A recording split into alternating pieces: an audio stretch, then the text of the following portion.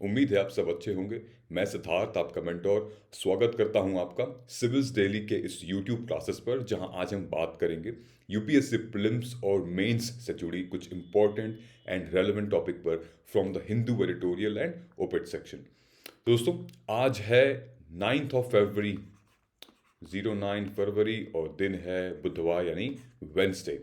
तो इस चर्चा में आगे बढ़ने से पहले हम अपने कल के दिए हुए कुछ क्वेश्चंस पे नज़र डालेंगे, जो मैंने आपसे रिक्वेस्ट किया था कि इन क्वेश्चंस को आप अटेम्प्ट कीजिएगा। तो इसका आंसर साफ साफ था, बहुत इजी था। G7 होगा, और ये कस्टम ड्यूटी से रिलेटेड ये डेफिनेशन है। ठीक है, आइए देखते हैं आप लोगों ने मेंस के आंसर के तहत, यानी कि ये दो आंसर थे और अम, आप लोगों ने मेंशन किया है। सबसे पहले तो नितेश का आंसर देखते हैं। Nitesh, once again thank you so much for being consistent. और मैंने आपका आंसर पढ़ा है, अच्छा आंसर है। ठीक है, ये पूरा का पूरा अप्रोच आपने बहुत ही अच्छे तरीके से निभाया है। रीज़न फॉर विड्रॉल और एक लॉपसाइडेड अग्रीमेंट दिखा जाता था। लॉपसाइडेड अग्रीमेंट मतलब कि एक ही तरफ से झुका हुआ चीज़ें। ठीक है, भारत के विषय में भारत को फायदा नहीं हो रहा था आरसीईपी से, इस वजह से भारत ने उसको छोड़ दिया। हालांकि और भी कोई तरीका हो सकता था जिससे हम इसको यूज कर सकते थे एक्चुअली। खैर, अम, जो रीजन आपने मेंशन किया है वो रीजन एब्सोल्युटली फाइन है, and this is how you can write in your answer. Okay, and अगर ये 10 मार्क का क्वेश्चन होगा तो easily you will get 8 here, because everything you have mentioned here. Okay, so very good on this. Joint parliamentary committee G7, ये आपका answer ठीक है, very good. And Neha Kumari, आपका आंसर मैंने देखा। नेहा, आपका बहुत जेन्युइन आंसर क्वेश्चन है। बहुत, it's a very good question basically. So when we come across this situation, कि जब हमें पता है कि कास्ट सेंसस नहीं हुआ है, तो ये जायज़ है, ये बहुत स्वाभाविक है समझना कि आखिर पब्लिक डिस्ट्रीब्यूशन सिस्टम कैसे काम करती है। जब जब नए जॉब कार्ड खुलते हैं एमजी नरेगा में, नए जो आपने कहा है बीपीएल कार्ड्स बनते हैं, वो कैसे बनते हैं। तो आपके लिए मैंने यहाँ पे ये मेंशन किया हुआ है SECC, socio economic caste census. ये 2011 में इंट्रोड्यूस हुआ था। ठीक है, ये हालांकि this is not equivalent to caste census. ठीक है, जाति जनगणना की इक्विवेलेंट नहीं है। ये सोशो इकोनॉमिक कास्ट सेंसस है। इसमें सिर्फ ST ST को दिया गया है वेटेज, ओबीसी नहीं है इसमें इंक्लूडेड, ओबीसी की सेंसस नहीं है। ओके, इसका जो मेन मुद्दा था उसको इंट्रोड्यूस करने का, ताकि जो कुछ प्रोग्राम्स हों, जैसे national food security act, Mahatma Gandhi MG NREGA और दीनदयाल उपाध्याय ग्रामीण कौशल्य योजना, इन तीनों को रन करने के लिए, इन तीनों प्रोग्राम्स को रन करने के लिए इसको SECC को इम्प्लीमेंट किया गया था। ठीक है, ताकि कहीं रुकावट ना हो। जाति जनगणना, कास्ट सेंसस बाद में होती रहेगी, लेकिन जो बेनिफिशियरीज हैं, जो उस सेंसस से निकल के आते हैं, उनमें कोई दिक्कत ना हो। ठीक है, तो आपके सवाल का आंसर ये है कि based on socio economic caste census 2011, these programs have been regulating and have been accountable for giving benefits to these beneficiaries actually. ठीक है, तो होप आपको ये बात समझ में आ गई होगी। ये of course rural level, district level की ही ये बात है। ओके, चलिए, कोई भी डाउट होगा तो प्लीज़ कमेंट करके बताइएगा, और मुझे ये भी बताइएगा कि पहला सेंसस कब हुआ था, और मुझे आप ये भी बताइएगा कि कौन सा ऐसा स्टेट है या कौन सी ऐसी डिस्ट्रिक्ट है जहां पे सबसे पहले SECC यानी सोशो इकोनॉमिक कास्ट सेंसस को इम्प्लीमेंट किया गया था। और ये साउथ में है, मैं आपको हिंट दे देता हूँ। ओके, चलिए आगे बढ़ते हैं। अम, पूजा गहलावत कह रही हैं, please tell me about the science and tech, I am not scoring good. Pooja, मैं कोशिश करता हूँ कि हमारी टीम कोशिश करेगी कि एक साइंस एंड टेक पे एक वीडियो बनाए, ताकि एक 5 से 10 मिनट का वीडियो हो, ताकि आप जैसे कई एस्पिरेंट्स जो जूझ रहे होंगे इस प्रॉब्लम से, they will be able to understand basically. Okay, so stay tuned, आप कनेक्टेड रहिए हमारे साथ, और you will see these videos on science and tech and specification. जैसे हमने अभी लास्ट वीकेंड M लक्ष्मीकांत के ऊपर बनाया है। ठीक है, how to cover M Laxmikanth in 10 days, Aadya ma'am ने बनाया है, तो आप वो देख सकती हैं। ठीक है, पूजा गिलावत फिर कह रही हैं कि RCEP is largest trading agreement 16 countries, region escalating with China, good, unresolved issues like inadequate protection, good. ठीक है, आपका भी answer is like almost okay. जो मैंने फीडबैक अभी नितेश के आंसर को भी आप रेफर कर सकती हैं। Exactly that's the ideal approach you can go forward. Sheikh Samreen, custom duty, Shri Krishna committee और G7, वेरी गुड। आपने नहीं बताया है RECP वाला, ठीक है, उसको भी ट्राई कीजिएगा। ठीक, चलिए हम चलते हैं दोस्तों आज के ओपेड एनालिसिस में। वहां जाने से पहले अगर आप हमारे न्यू सब्सक्राइबर है या न्यू व्यूवर हैं, I would request you to kindly press the bell icon. Once you press the bell icon, आपको डेली अपडेट मिलते रहेंगे, कब ओपेड, कब करंट अफेयर्स, कब हमारा एक्सप्लेनर, कब बर्निंग इश्यूज, कब अन्य टॉपिक्स जा रहे हैं, ताकि आपको बार बार सर्च करने की जरूरत नहीं पड़ेगी, आपके वो यूट्यूब ऐप में नोटिफिकेशन आ जाएगी। ओके, चलिए हम चलते हैं आज के द हिंदू न्यूज़पेपर में। ठीक है, आपको सबसे पहले ये सामने न्यूज़ दिख रही होगी, NEET is discriminatory against social justice, और इस साइड भी, लेफ्ट हैंड साइड भी, नीट एंड स्टेट्स। दोस्तों जानबूझ के मैंने ये आर्टिकल कवर नहीं किया है, क्योंकि ये आर्टिकल ऑलरेडी कई दफ़ा हम लोग कवर कर चुके हैं सोशल अपने ओपेड एनालिसिस में, करंट अफेयर एनालिसिस में। यही है, हालांकि कुछ दो नए आर्टिकल थे, वो मैं आज आपको बताऊंगा, इसको कवर नहीं किया है। ठीक है, ऑलरेडी ये बहुत टाइम से इशू चला आ रहा है, आई एम श्योर आपको पता होगा। दो आर्टिकल ऐसे हैं जो बहुत इंपॉर्टेंट थे और आप इसके चक्कर में उसको भूल जाएंगे। ठीक है, एक जो देख रहे हैं आप, जो मैंने हाईलाइट किया है, ये है तीसरा वाला जो ओपेड सेक्शन में आया है, rights of the weak and duties of the powerful. ये मैंने ऑलरेडी कवर किया हुआ है अपने इस वीडियो में, जहां की मैंने यहाँ पे डाला हुआ है। ठीक है, dichotomy between rights and duties, इसका लिंक मैं आपको डिस्क्रिप्शन बॉक्स में दे दूंगा, आप जाके देख सकते हैं। 25 जनवरी की ये बात थी, जब मोदी जी ने कहा था कि हम अपने राइट्स को हम अपने ड्यूटीज़ को भूलते जा रहे हैं राइट्स को पाने के चक्कर में, ड्यूटीज़ ज़्यादा इंपॉर्टेंट है राइट्स से। तो ये मुद्दा गर्म हुआ था, तो उस पर हमने एनालिसिस किया था। ठीक है, तो इसको भी मैंने कवर नहीं किया, this is the same thing. Okay, मेरा दो मुद्दा ये है, एक तो हम ये कवर करेंगे step up agri spending which will boost farmers, और दूसरा है टैक्स इंसेंटिव फॉर फिलैंथ्रोपी। ठीक है, तो सबसे पहले हम इसको कवर करते हैं, step up agri spending to boost farmer income. ठीक है, इसको मैं जूम इन कर देता हूं। ओके, चलिए हम आते हैं, तो इस पूरे के पूरे आर्टिकल में दोस्तों ये बताया गया है कि कैसे हमारा इंडिया, जो कि एक अग्रेरियन इकोनॉमी है, जो कि लगभग ऑलमोस्ट सब लोग डिपेंड हैं एग्रीकल्चर पे, जहाँ पे सबसे ज़्यादा चावल, सबसे ज़्यादा गेहूं की खेती होती है।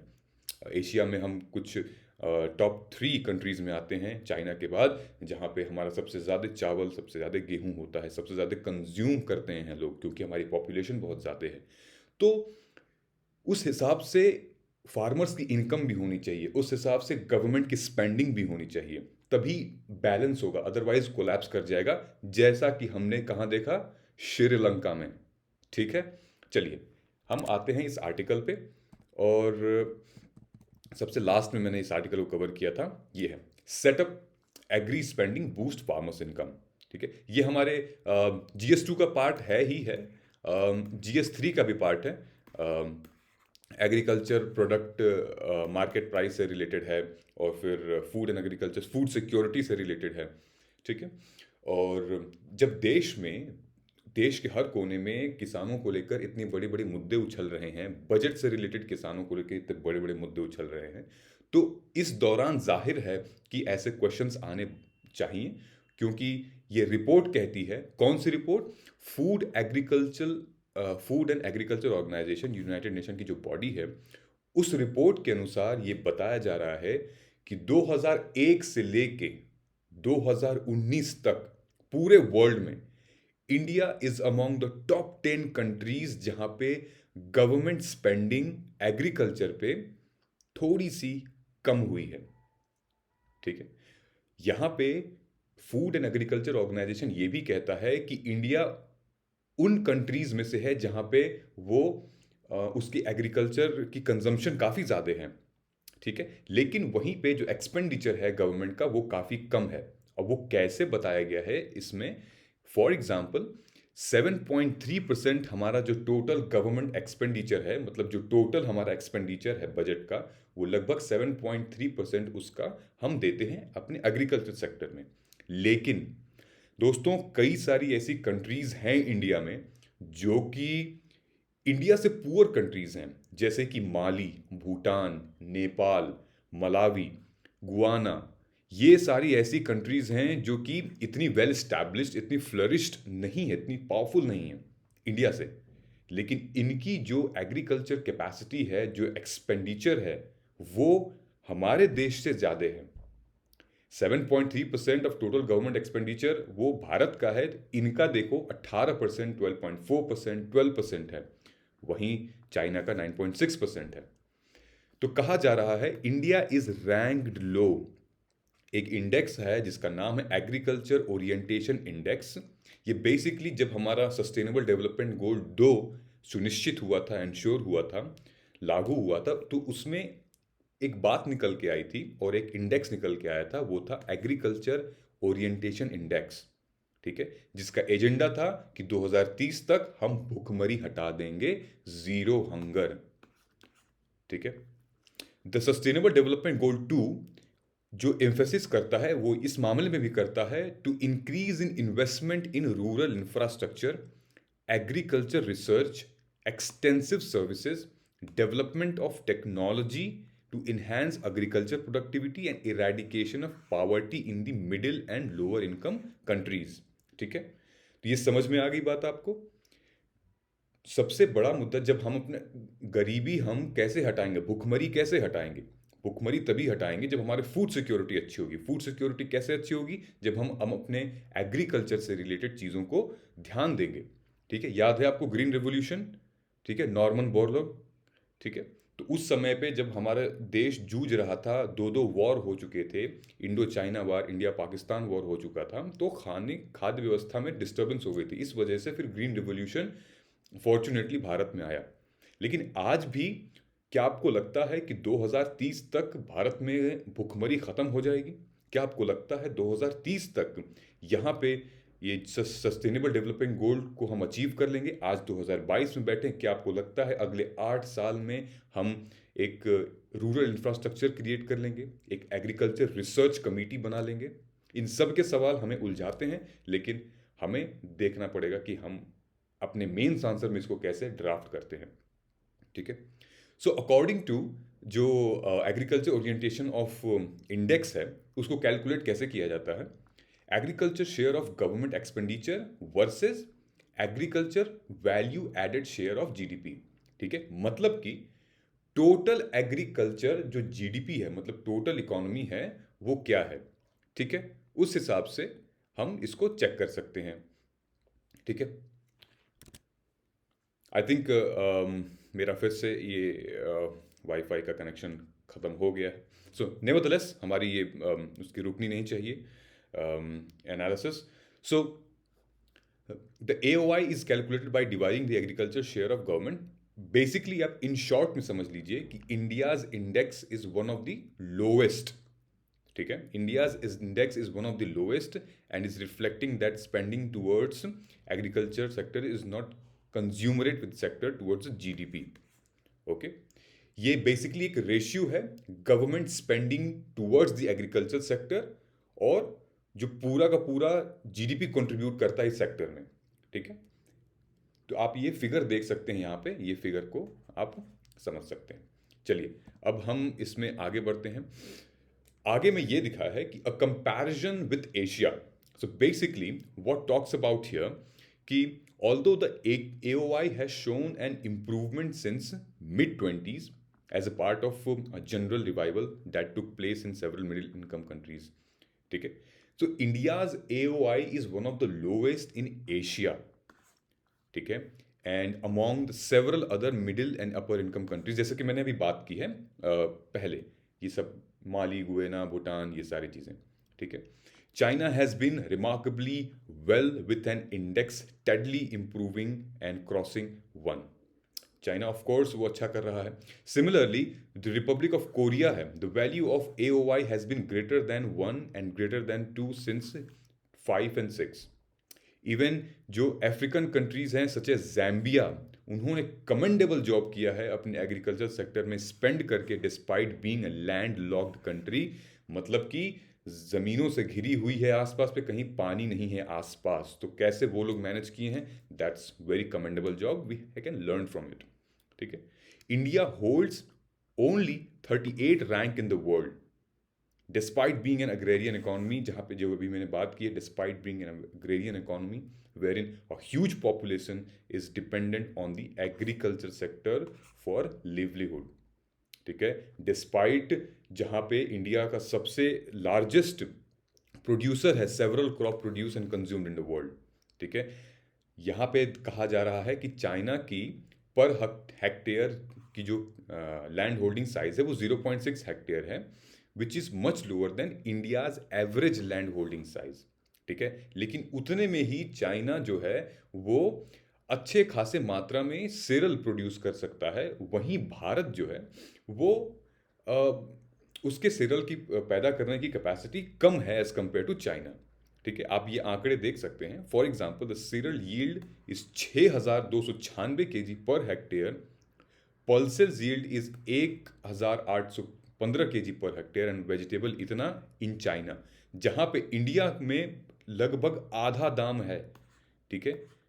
इतना किलो दाम मतलब इतना किलो वेट के खाद के क्रॉप्स निकल रहे हैं उसमें से।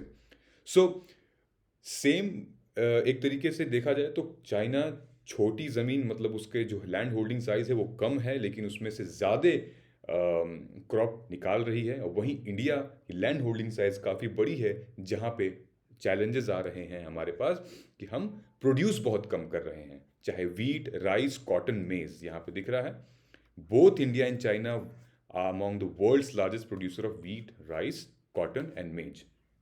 ठीक है। तो आइए देखते हैं कि एक बजटरी एलोकेशन क्या था। तो a closer look at the budgetary allocation towards the agriculture sector shows that there has been drastic slash of funds towards important schemes such as crop insurance and minimum support price। ठीक है। Next slide में हम ये समझते हैं कि कुछ हमारे गवर्नमेंट स्कीम्स हैं जिनकी एलोकेशन को स्लैश कर दिया गया है इस साल, जिसकी फंड की एलोकेशन को कम कर दिया गया है। ठीक है। एक सेकेंड, हम एक बार ये इसको चला के देखते हैं कि ऑन हो रहा है या नहीं। ठीक है। इसको मैं ऑन करता हूँ।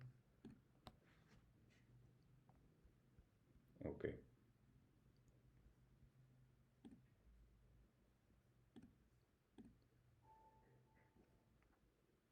ओके, ये हो गया।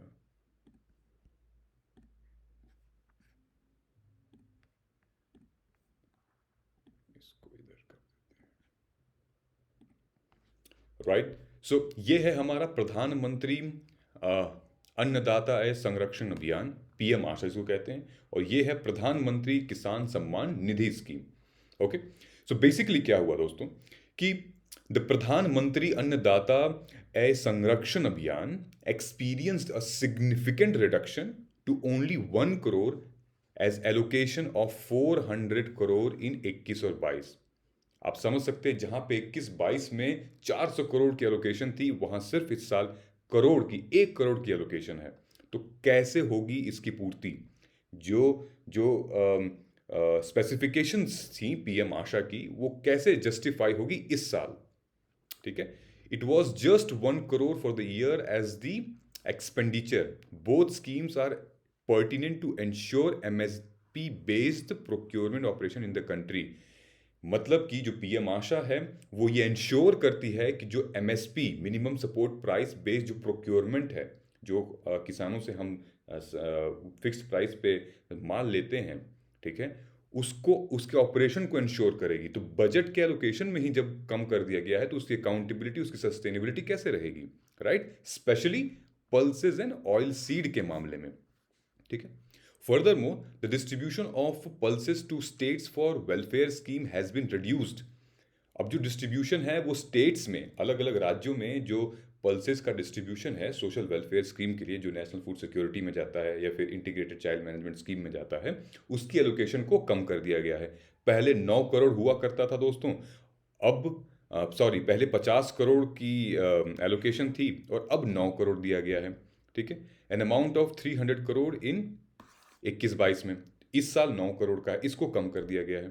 ठीक है, additionally there is an overall reduction in 718.8 crore in total central sponsored scheme. आप समझ रहे हैं, स्टेट स्पॉन्सर्ड स्कीम नहीं बताई है यहाँ पे, सेंट्रल स्पॉन्सर स्कीम के बारे में बात की है, जहां पे ओवरऑल रिडक्शन हुआ है लगभग 718 करोड़ का। ओके, नाउ कहा जा रहा है कि कैपिटल इन्वेस्टमेंट को हम बढ़ावा दे रहे हैं, मतलब कि इंफ्रास्ट्रक्चर बना रहे हैं, हम हॉस्पिटल बना रहे हैं, रोड बना रहे हैं, बिल्डिंग बना रहे हैं। लेकिन आप ये ध्यान रखिएगा कि there has not been any considerable and consummate increase in the allocation towards the capital investment। कहाँ पे? रूरल एरियाज में। ठीक है, specially for promotion of rural information and marketing facilities. आप कह तो रहे हैं कि कैपिटल इन्वेस्टमेंट है, 25% कैपिटल इन्वेस्टमेंट ज़्यादा है इस बजट में, लेकिन रूरल इंफ्रास्ट्रक्चर है और जो मार्केटिंग फैसिलिटी है उससे रिलेटेड, एग्रीकल्चर से रिलेटेड, फार्मिंग से रिलेटेड, उसमें कमी है अभी भी। ओके, तो ये ध्यान रहेगा आपको। चैलेंजेस में लिख सकते हैं आप, ये हमारे सिग्निफिकेंट रिडक्शन या चैलेंजेस आ जाएंगे या कंसर्न्स आ जाएंगे, ओके, या इश्यूज आ जाएंगे। ओके, सो अब पीएम किसान को ले लीजिए कि allocation for rural development was 5.59 in previous budget. इस साल के बजट में 5.23, इसकी दरें कम कर दी गई हैं। ठीक है, और ये एक मेजर एलोकेशन फंड से टुवर्ड्स प्रधानमंत्री किसान सम्मान निधि, प्रधानमंत्री किसान महादान योजना, through desirable which will not result in long run asset generation. ठीक है, सो ये कुछ इश्यूज, चैलेंजेस और कंसर्न्स हैं जो कि आप मेंशन कर सकते हो कि if this will get addressed it will boost farmers income. Alright, अब देखिए मेजर्स वे फॉरवर्ड, हमारे मेन आंसर के लिए भी ये बहुत इंपॉर्टेंट होता है, measures way forward. So the intensification in the government spending towards the agriculture sector is the key chain of sustainable goal of higher growth and farms income. ठीक है, एक सस्टेनेबल ग्रोथ और हायर इनकम हमारे farmers के नेतृत्व में होनी चाहिए। इसीलिए जो हमारा सस्टेनेबल डेवलपमेंट गोल है, SDG 2 है, इसको इंश्योर करना पड़ेगा हमें कि भाई गवर्नमेंट स्पेंडिंग उस हिसाब से हो। हमने एम तो कर दिया है 2030 तक कि ये ख़त्म हो जाना चाहिए, लेकिन उसी हिसाब से एग्रीकल्चर स्पेंडिंग भी होनी चाहिए। ठीक है, तो किन किन मामलों पे सरकार को फोकस करना चाहिए? Irrigation facilities, point number 1। Point number 2, urban infrastructure and development of urban structure infrastructure. Point number 3, development of national highways must be completed. Point number 4, development of rural infrastructure and rural transportation facilities along with an increase in the number of marketed as suggested by National Commission on Farmers. Okay, ये चारों point आपको याद रहेंगे, ये आप mention कर सकते हैं in your way forward, in your takeaways, suggestions में कर सकते हैं कि this will how the government should increase their spending on farmers, agri spending, और this is how it will boost the farmers income. ठीक है, these measures will play a crucial role in enhancing farmers' access to market and integrating small and marginal farmers into an agricultural supply chain to a greater extent. ठीक है, अच्छा article था, मज़ा आया पढ़ने में। ठीक है, आप इसको फिर से देख सकते हैं इस आर्टिकल को। ये है, इसको आप पॉज करके वीडियो, ये सब कुछ मैंने इसी में से लिया है, कोई एडिशनल जानकारी नहीं है, अच्छा लिखा गया है इसमें। ठीक है, ये कुछ क्वेश्चंस बनते हैं और मजेदार क्वेश्चंस हैं, आप अटेम्प्ट करके बताइएगा। What are the major reasons for declining rice and wheat yield in cropping system? How crop diversification is helpful to stabilise the yield of the crop system? ये है। और दूसरा ये है कि despite the several measures to reduce the vulnerability of the farmers in India, क्या है farm sector के कुछ लॉसेस, वो आप मेजर करके बताइए।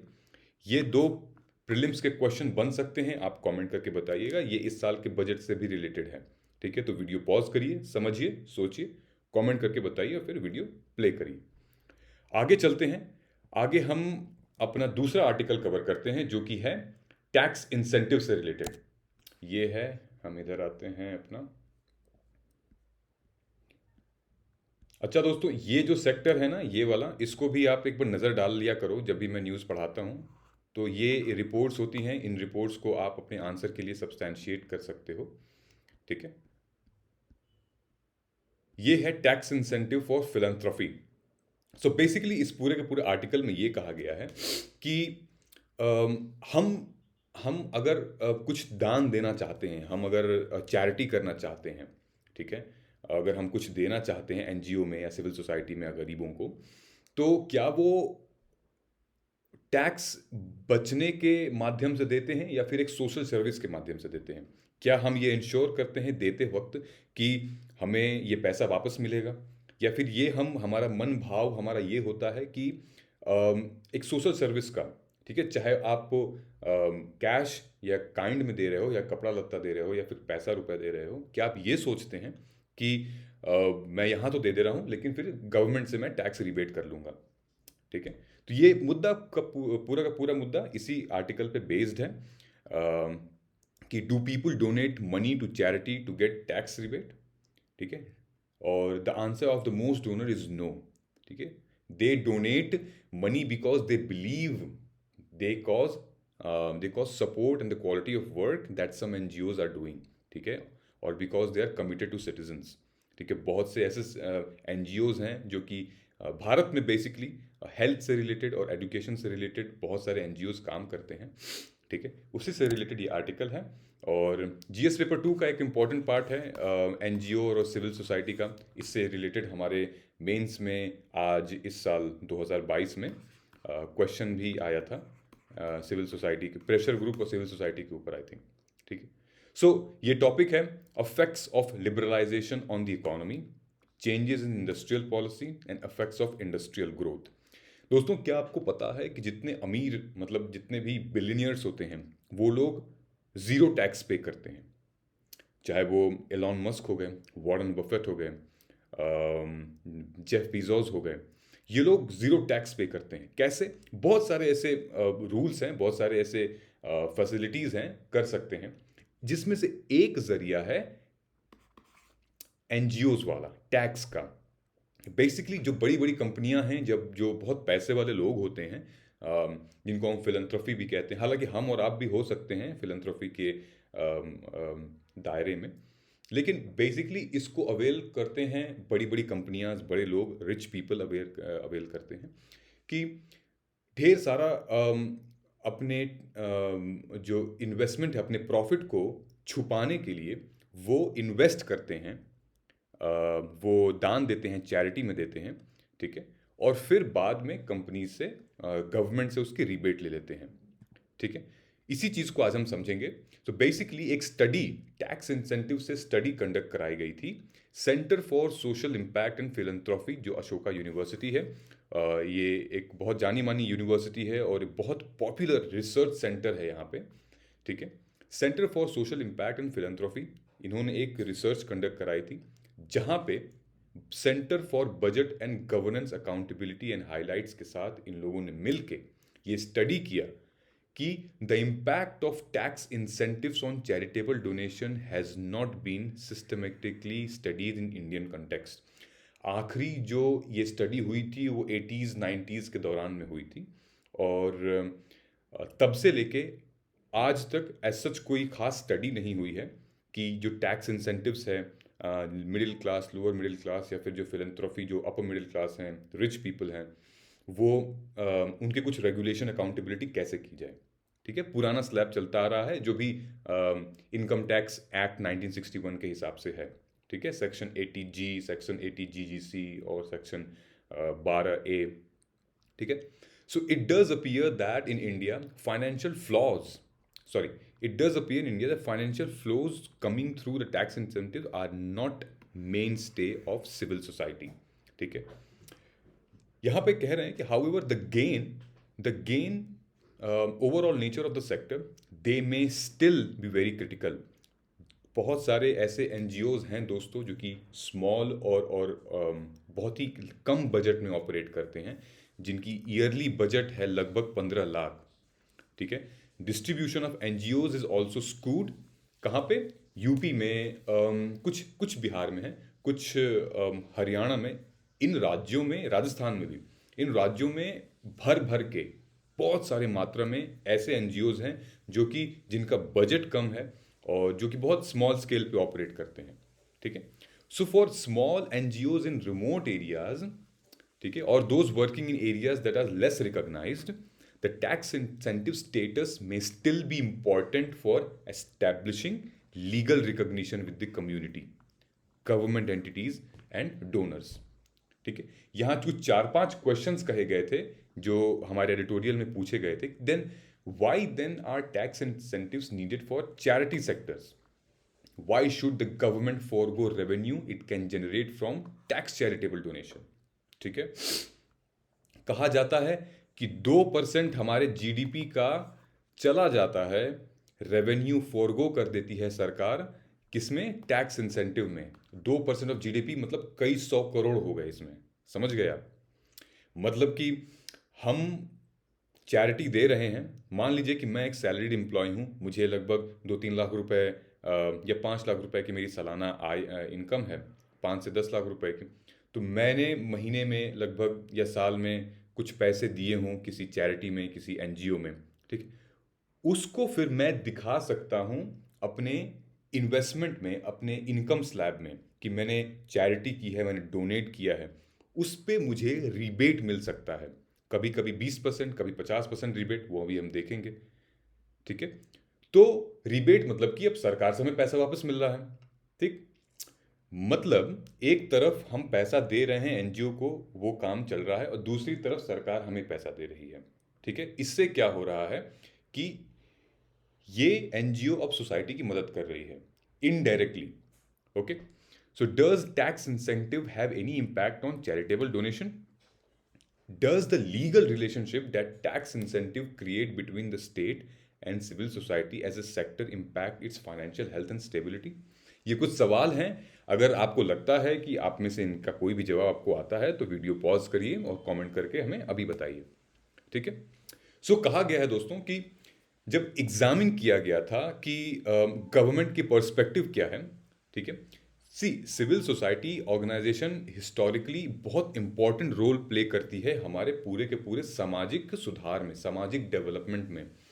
कहते हैं कि जहाँ तक सरकार की आवाज़ नहीं पहुँचती है वहाँ इनके लोग पहुँचते हैं, मदद करते हैं। मतलब सिविल सोसाइटी के लोग पहुँचते हैं, मदद करते हैं।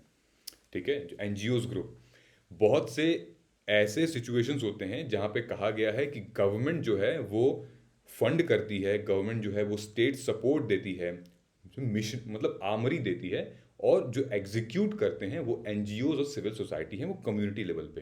ठीक है। सत्य बात है।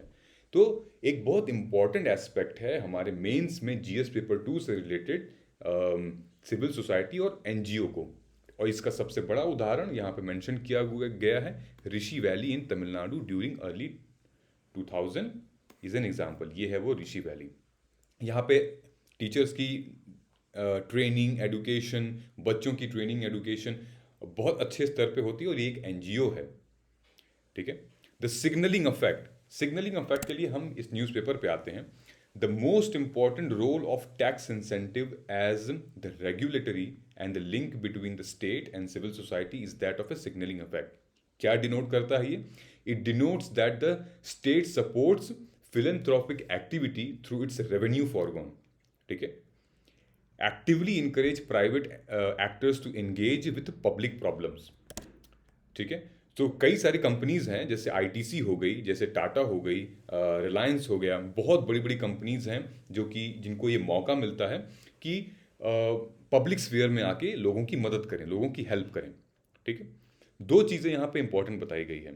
कहा गया है कि पहला तो कंट्रीज जैसे फ्रांस हैं, फ्रांस में क्या होता है, वहाँ पे क्रेडिट बेस्ड सिस्टम है। ठीक है। मतलब कि जितना आप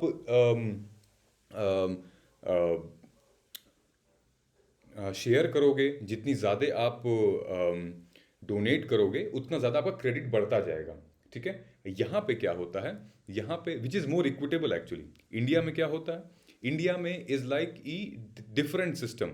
अब यहाँ पे सजेस्ट ये किया गया है कि India which has privileged high income donors, ठीक है, यहाँ पे है deduction based system. Okay, studies in US and UK both suggest that high income donors are more sensitive taxpayer and carefully crafted regime to use category donors। दो चीज़ों के बारे में बात की गई है, जो कि है वेल्थ एंड इनहेरिटेंस टैक्स। ठीक है, जो इनहेरिटेंस जो आपके दादा परदादा से मिले हुए चीज़ों से आया हुआ है, उसके ऊपर जो टैक्स लग रहा है वो। So clarity focus on tax incentive can be the non profit sector. Okay, so our new tax regime dilutes the state civil society relationship by giving donors the option to opt out of incentive for lower tax rate। ठीक है, सो ये कुछ ऐसे signalling effect हैं दोस्तों, जहां पे India को दूसरे कंट्रीज से भी सीखना चाहिए और रेगुलेशन और अकाउंटेबिलिटी हमें इम्प्लीमेंट करनी चाहिए, ताकि जो मिडिल क्लास है, जो लोअर मिडिल क्लास है, वो भी कंट्रीब्यूट कर सके इसमें। ठीक है, और ये ज़रूरी नहीं कि जो भी फिलैंथ्रोपिस्ट हैं, जो कि खर्च करते हैं लोग, बड़े अमीर लोग हैं, उन्हीं से स्पेसिफिक टैक्स इंसेंटिव रहे। ओके, ये कुछ डिफरेंस है, ये मैंने सिर्फ आपके लिए चिपका रखी है। What is the difference between section 12A and section 12AA। ठीक है, एनजीओ क्या होता है, ये सब आप वीडियो पॉज करके समझ लीजिएगा। अमाउंट ऑफ डिडक्शन, कितना डिडक्ट होगा, ये भी आप समझ लीजिएगा। Okay, the amount of deduction which can be claimed as a deduction under ATG is determined as central rule। मैंने कहा था ना, you can claim 100% or 50% of amount donated as per the subjected to with or without the upper limit। ठीक है, मतलब कुछ आपको rebate तभी मिलेगी जब वो एनजीओ अंडर ATG के अंदर स्टैब्लिश है, गवर्नमेंट ऑफ इंडिया के अंदर। अगर वो सर्टिफिकेट नहीं है उसके पास, ठीक है, तो आप कितना भी उसमें स्पेंड कर लो, कितना भी उसमें डोनेट कर लो, आपको रिबेट नहीं मिलेगा। तो ये इंश्योर करना पड़ेगा कि हाँ, ये एनजीओ, सिविल सोसाइटी या फिर ये ऑर्गेनाइजेशन, नॉन प्रॉफिट ऑर्गेनाइजेशन, ये एस्टैब्लिश है, इसके पास सर्टिफिकेट्स है इनकम टैक्स के अंदर। ठीक, सो इससे रिलेटेड हमारा एक क्वेश्चन बन के आता है सामने। I would request you guys to kindly comment here कि tax incentives are the significant of the revenue forgone and the government should prevent private companies from rent seeking through tax incentives. Comment करके बताइएगा। और ये हमारे कुछ question है, ATG versus ATGGC क्या होता है, ये आपको जानना चाहिए, ये इम्पॉर्टेंट है। ठीक है, क्योंकि आप टैक्स से रिलेटेड हमारी चीज़ें और कितने कहाँ हम सेव कर सकते हैं, कहाँ इन्वेस्ट कर सकते हैं, क्या डिफरेंस होगा, बेसिक, बहुत ज़्यादा मैं आपको फाइनेंस या इकोनॉमिक्स के टर्म्स में नहीं जानने के लिए कह रहा हूँ, लेकिन हाँ, यहाँ पे आप डिफरेंस पता कर सकते हैं। ओके, सो आई थिंक आज का ये ख़त्म हो गया है। राइट, सो दोस्तों, पूछे गए सवाल पे प्लीज़ कमेंट करके बताइएगा। आई होप आज का एडिटोरियल एनालिसिस थोड़ा सा अलग था। हमने रेगुलर टॉपिक्स को नहीं लिया, हमने दो डिस्टिंक्ट टॉपिक को लिया और जो कि समझा डिटेल में। So I would request you guys, पूछे गए क्वेश्चंस का प्लीज़ कमेंट करके बताइएगा। तब तक हम मिलते हैं कल के एडिटोरियल एंड ओपेड एनालिसिस में। जय हिंद।